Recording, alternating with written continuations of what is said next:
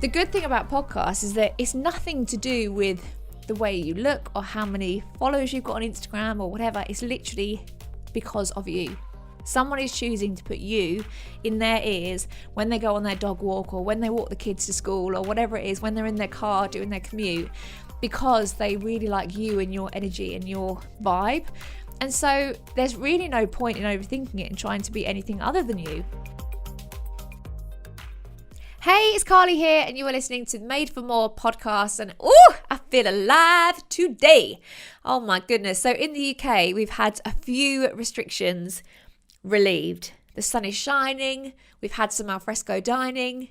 I'm feeling good. And also, today is my first Frankie free day for, oh my goodness, months. I have not had a day not with my son hanging off me like a velociraptor for a really long time. But I've decided to put him into childcare for 2 days a week, just so that I can get some work done and also so that I can nap, because I don't know if anyone else has had a baby with a toddler as well, but you get so much more tired. So much more tired. That's not even English, is it? But anyway, you get way more tired. And now I'm officially in my third trimester. I need little naps. And actually yesterday, I tried to record this podcast yesterday and I literally yawned the entire way through. I'm at that stage of pregnancy where I literally cannot stop yawning and I could just fall asleep at any point. So here I am today, re-recording it and really hoping that I'm not going to yawn my way through it, because no one wants to listen to someone yawning down their ear on a podcast, do they? So anyway, this is where we are, just being real and honest with you. The yawning is real, but generally I'm feeling good. So I've got 12 weeks left, and actually 12 weeks left until 40 weeks, but I actually went into labour with Frankie at 38 weeks. So if the same was to happen again, then I could be having a baby in 10 weeks. Crazy times. But I've also booked in some birthing classes, some online Zoom ones, just because it's just good to spend some time actually thinking about it, isn't it? I feel like with this pregnancy, I just haven't even thought about it at all. I'm just kind of working so much and I'm going through the motions, and I've got so much amazing stuff coming up, which I'm going to allude to in a minute.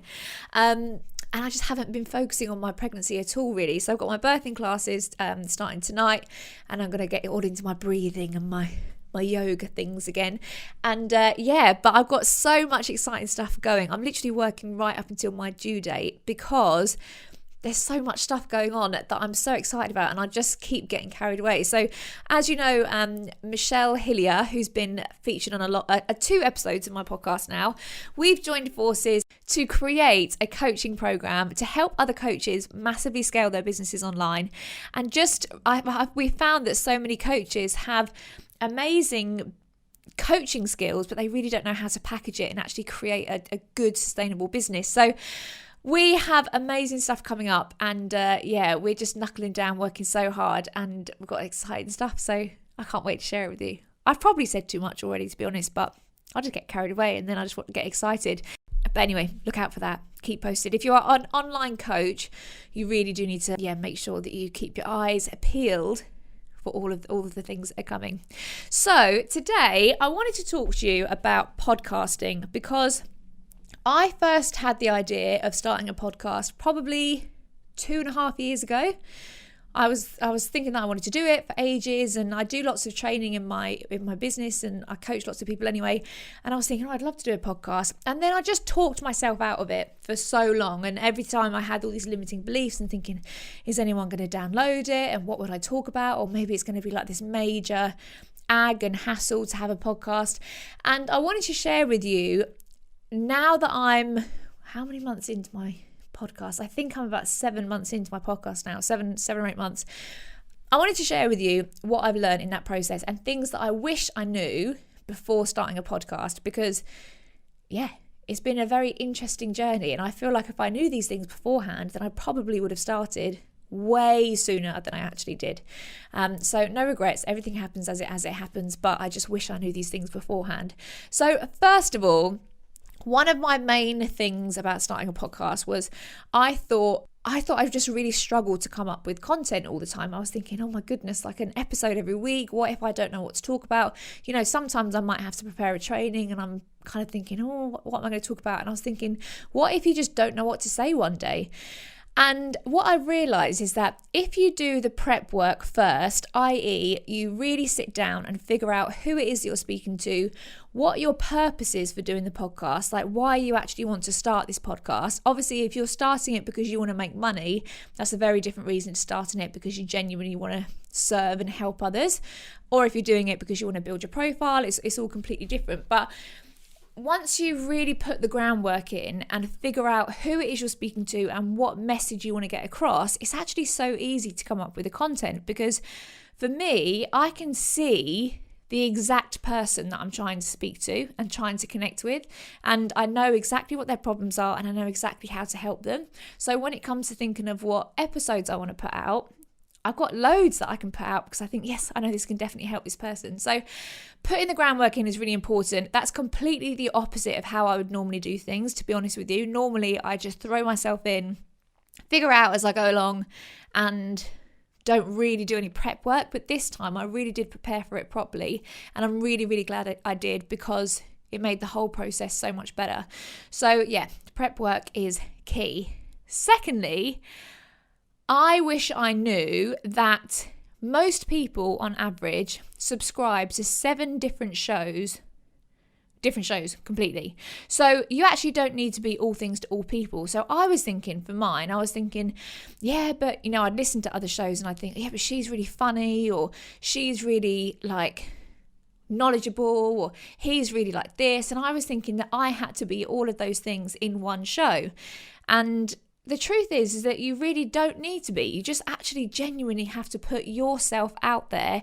And if someone wants a more, a more lively podcast one day, they're going to put something else on. Or if someone wants a more like calming podcast one day, they're going to put something else on. It's kind of the same for anything. Like when we watch Netflix series or something like that, sometimes you're in the mood for like a good police drama and you really want to get into it, or sometimes you just want to watch Friends or Schitt's Creek or something like that, and you just want a light-hearted comedy. And so that really helped me when I realized actually that most people have 7 shows that they subscribe to. It made me feel, it just gave me the confidence to know that I don't have to be everything for everyone all in one podcast. I just have to put myself out there, and if someone is in the mood to listen to me, they're going to listen to me, and that is all good. So that was that helped me a lot.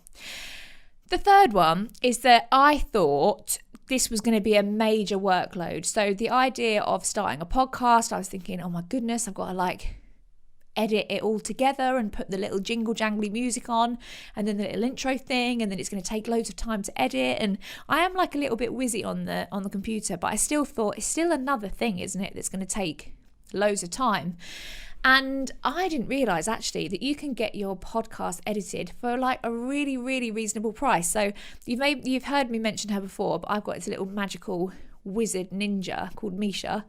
And she's amazing, and she edits all of my podcasts for me. So she puts on the jingle jangly music, she puts in the intro, and if I ever do a weird claggy swallow, which I tend to do when I get excited, she'll take that out because no one needs to listen to that.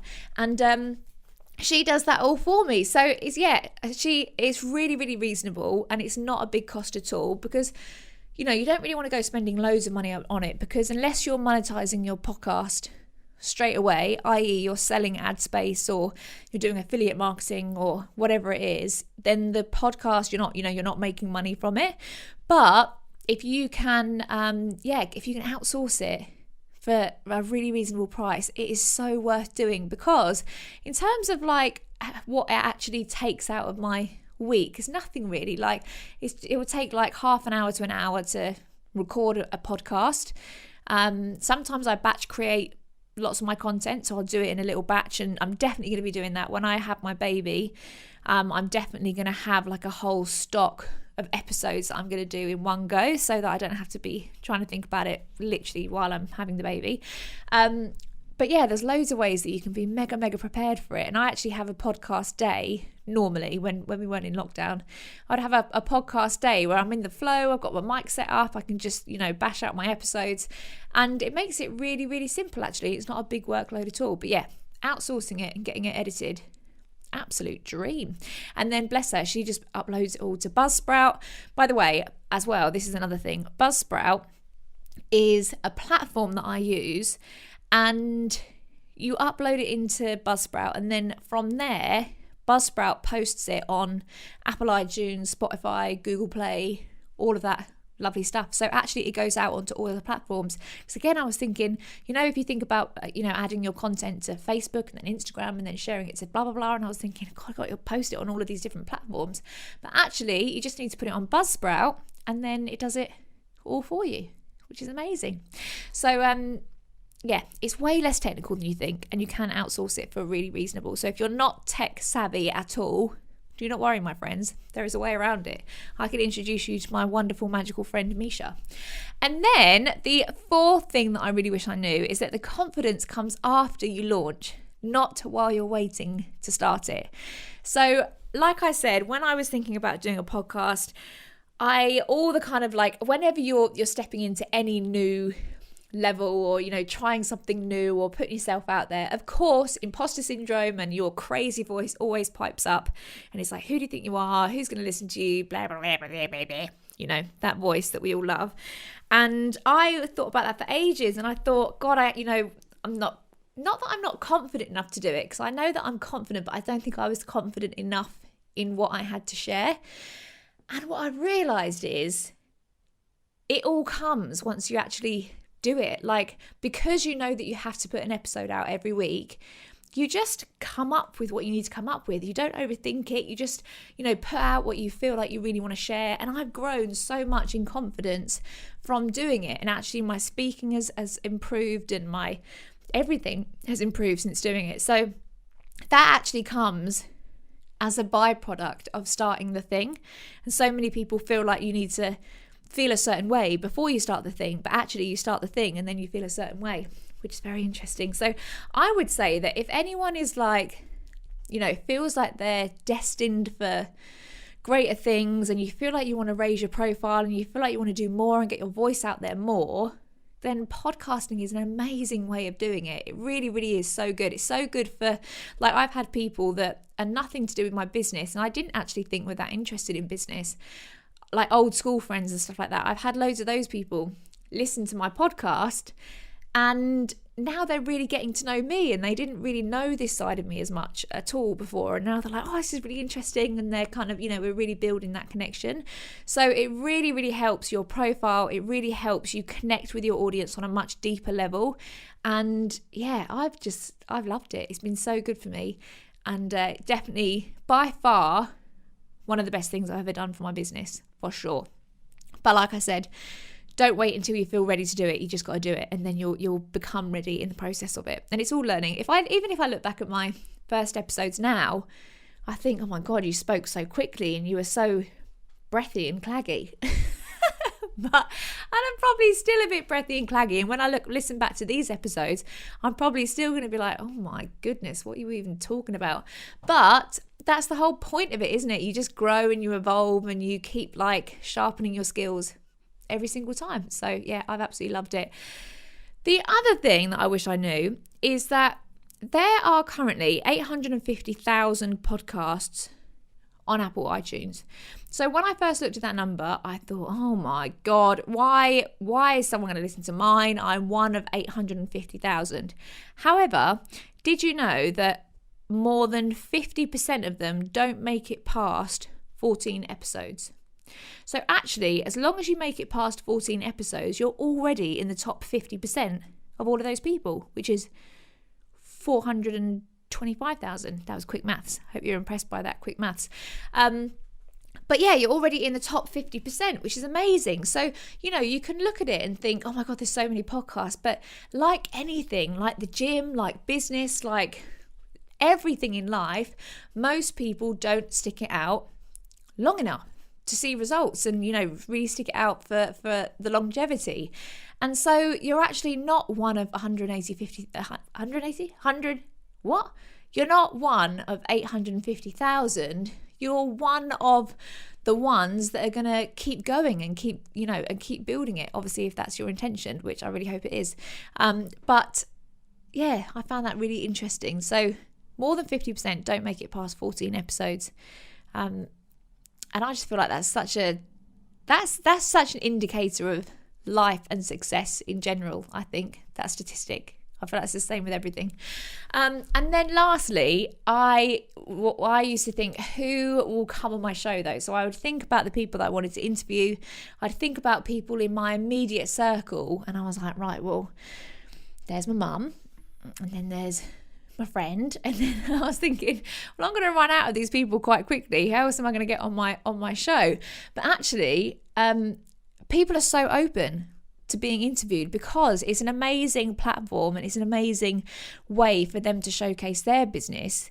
And actually, people are really open to getting onto your show and, you know, getting in front of your audience, because it's amazing exposure for them, and it means that you get to expand your network massively. Like the people that I've connected with now, I never would have connected with them. You know, I never would have even had conversations with them, because why would I? You know what I mean? There's no reason to. But when you're reaching out to someone and saying, can I interview you on my show? Of course, it's really flattering for them. But also, I always lead in that whenever I ask someone to be on my show, I always lead with what's in it for them. And, you know, to be able to get that exposure and to build their network through leveraging off my network is an amazing way of doing that. But yeah, I've just connected with some amazing people, and it's just been so good. My entire network has completely changed, and every single person that I speak to as well, I learn so much from. Like, obviously think about as a listener how much you learn from it, but when you're actually interviewing them as well, when you're chatting beforehand and chatting afterwards, I've just learned so much. And I know that I feel like since I've started this podcast, I've gone through a whole crash course in business. Like, I've learned so much. I really had to step up myself. It's really forced me to step up and become more myself. It's really sharpened my skills in loads of areas, all of my communication skills. And yeah, it's just done wonders for me, to be honest. And I've had so much fun doing it. So those are the things that I really wish I knew before starting a podcast. I wish I knew that it's so much simpler than you think it is. I wish I knew the impact it would have on my business and my personal brand and my profile, because that's been huge. I wish I knew the impact it would have on my network and the fact that actually people are really open to connecting. And I wish I knew that actually, even though lots of people are doing a podcast, not everyone is fully doing a podcast, and you know what? Not everyone is fully sticking it out for the long haul. And actually, it doesn't matter if someone else is doing a podcast talking about the same subject as you, because someone is going to tune into your podcast because they like you. You know, they like your energy. The good thing about podcasts is that it's nothing to do with the way you look or how many followers you've got on Instagram or whatever. It's literally because of you. Someone is choosing to put you in their ears when they go on their dog walk or when they walk the kids to school or whatever it is, when they're in their car doing their commute, because they really like you and your energy and your vibe. And so there's really no point in overthinking it and trying to be anything other than you. And what it's done for me is actually it's really helped me kind of just like not kind of accept who I am really, and just find like really define it and think, no, this is like fully who I am. This is me in my rawest state. And yeah, it's been good. I've absolutely loved it. So all I would say is that if anyone is listening to this and thinking you've been sat on the idea for a while of starting a podcast, then honestly, just do it. And I'm going to help you how to do it. I'm actually going to do a free webinar over the next couple of weeks. I haven't picked the date yet, which is why I'm not telling you the date. But look out on my Instagram because I will be posting about it. But I'm going to do a free webinar all about, podcasting and how to do it and the kind of the ins and outs and the tech side of stuff and, all of that lovely stuff.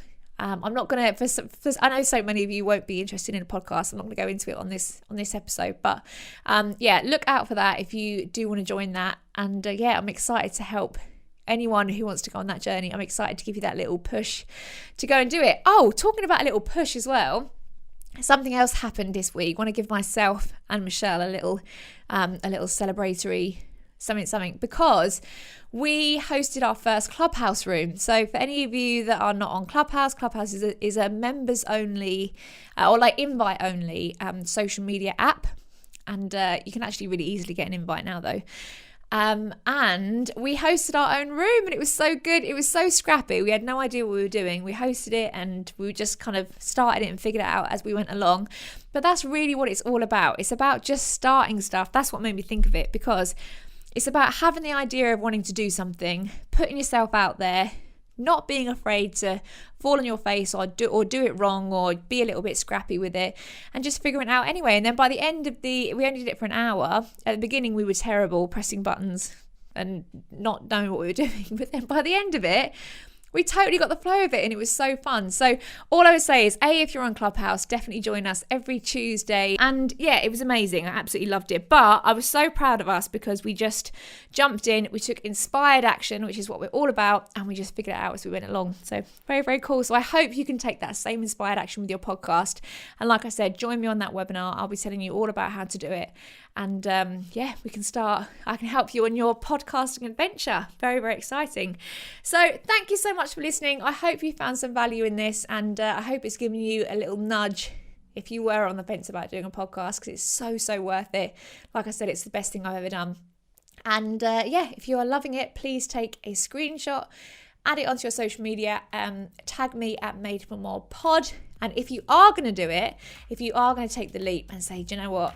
Sod it, I'm going to do a podcast, then let me know. I want you to post and say, I'm in, or I'm starting my podcast, or let's do this. I want to know what you're starting. So exciting.